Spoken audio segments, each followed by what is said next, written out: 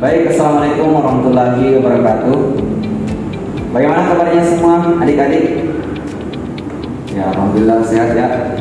Nah, puji syukur kita panjatkan kehadirat Allah Subhanahu wa taala karena rahmatnya yang tidak pernah putus dan kasih sayangnya kepada kita, sehingga kita masih diberikan kesehatan dan kesempatan untuk sempat mengikuti kelas pada siang hari ini. Dan tak lupa pula kita kirimkan salawat dan taslim kepada junjungan yang besar kita, Nabiullah Muhammad SAW, ya Nabi yang menunjukkan jalan yang benar kepada umat-umatnya. Dialah Nabi sebagai rahmatan lil alamin dan sebagai Nabi membawa keselamatan di dunia akhirat, insyaallah. Nah, sebelum kita masuk ke dalam materi kita pada hari ini, terbaiknya saya akan absensi dulu.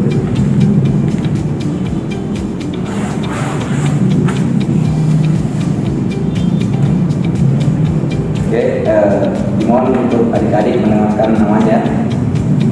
Yang pertama, Agus hadir ya. Yang Adil,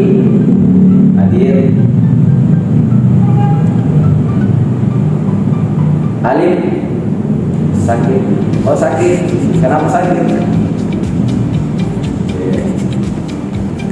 Baik adik-adik, sebelum kita masuk ke materi pada siang hari ini, yang pertama kita harus mengetahui dulu apa sih tujuan dari pembelajaran kita hari ini, apa capaian yang ingin kita capai pada hari ini. Apa yang pertama? Yang pertama itu mengetahui pengertian akhlak terpuji dan tercela.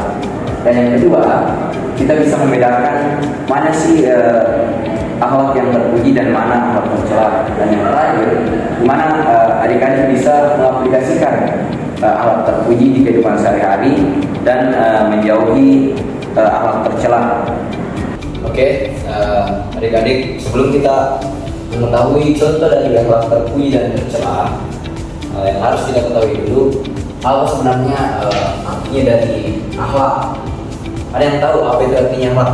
Coba Ya, apa? baik, akhlak itu adalah perbuatan seseorang, baik itu perbuatan baik ataupun perbuatan jahat. Nah, mantap. Berikan apa contohnya? Nah, terus sekali ya, jadi dikatakan oleh Gunawan bahwasanya akhlak ini adalah sikap atau perilaku seseorang, baik itu perilaku yang buruk dan perilaku yang baik. Perilaku ini juga tertanam dalam diri seseorang ketika dia terbiasa, menjadi kebiasaan dalam dirinya. Nah, adapun contoh dari akhlak terpuji, kita masuk ke dalam pembahasan. Akhlak terpuji yang pertama yaitu patuh pada kedua orang tua. Bagaimana contohnya ini? Patuh kepada kedua orang tua. Patuh kepada kedua orang tua itu Pak, tidak membangkang dan menuruti perintahnya atau melaksanakan perintahnya. Baik, bagus. Nah, betul. Bahwasanya patuh kepada orang tua itu artinya kita patuh kepada semua perintah. Apapun yang kita disuruhkan sama orang tua, jangan sekali-kali bilang tidak mau kak. Begitu. Yang kedua, jujur. Selanjutnya akhlak tercela. Akhlak tercela. Akhlak tercela ini adalah akhlak yang seharusnya kita hindari, kita tinggalkan. Sebaliknya dengan akhlak terpuji ini adalah akhlak yang harus kita lakukan. Ya, berbohong ini kebalikannya tadi dari jujur. Berbohong ini dia selalu melebih-lebihkan apa yang dia sampaikan ke temannya. Dan orang yang berbohong ini biasanya itu lama-kelamaan dia bisa menjadi seorang pencuri karena dia selalu berbohong. Seperti itu. Selanjutnya malas. Nah, ini juga salah satu akhlak yang tercela yang harus kita hindari. Kenapa? Karena malas ini ketika seorang sudah malas, dia tidak dia tidak bisa melakukan sesuatu, dia selalu bilang nanti pi, besok pi, atau kapan pi. Intinya dia selalu menunda-nunda dia selalu menunda kegiatannya. Nah, setelah tadi adik-adik mengetahui, saya sudah menjelaskan akhlak terpuji dan tercela.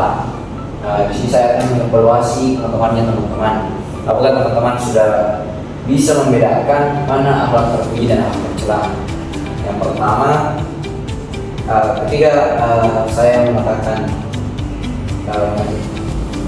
ketika saya menunjukkan satu perilaku, teman-teman bisa membedakan mana akhlak terpuji dan akhlak tercela. Yang pertama itu mengucapkan tolong atau maaf.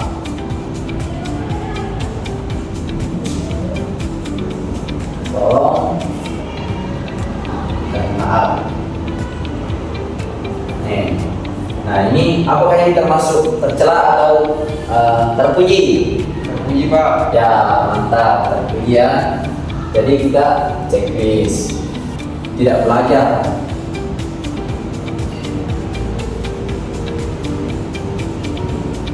Dan lebih baik dan lebih banyak bermain.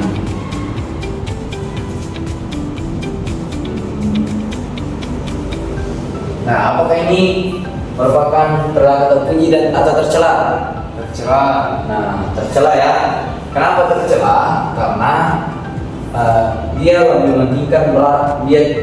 mementingkan bermain daripada dia belajar. Dia selalu menunda tugasnya. Mepet nanti waktu baru dia kerjakan tugasnya. Itu akan merugikan dirinya juga sendiri. Saya rasa adik-adik semua di sini sudah paham ya mengenai akhlak terpuji dan akhlak tercela. Nah, mungkin itulah materi yang sempat saya sampaikan pada pertemuan kali ini. Mudah-mudahan apa yang saya sampaikan dapat dipahami dan dimengerti, serta dapat diaplikasikan dalam kehidupan sehari-harinya adik-adik. Karena ketika adik-adik sudah mengaplikasikan akhlak terpuji ini dan menjauhi akhlak tercela ini, maka kita akan selamat di dunia, terlebih nanti di akhirat. Oke.